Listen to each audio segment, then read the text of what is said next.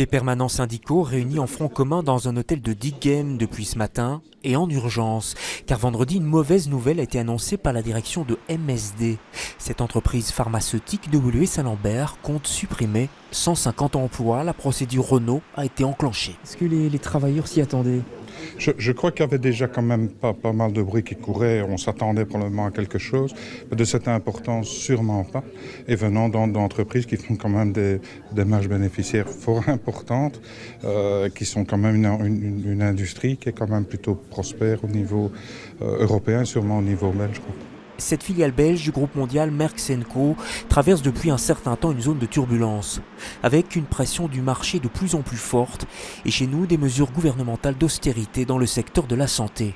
Mais pour les syndicats réunis ce matin, MSD fonctionne bien et veut surtout et d'abord accroître sa compétitivité.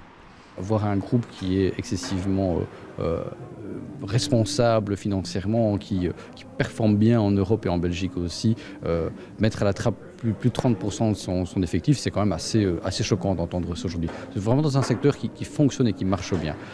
Donc aujourd'hui, on n'est pas pour ces licenciements-là et on attend d'avoir un maximum d'informations de la part de la direction pour bien comprendre pourquoi ils ont pris une décision aussi choquante sur le plan social. À 10h30, la direction de MSD est arrivée à l'hôtel sans faire aucun commentaire. Au programme, rencontre avec les syndicats pour discuter des modalités. Une réunion qui va durer une bonne partie de la journée. Le dialogue n'est donc pas rompu et aucune action n'est pour l'instant annoncée.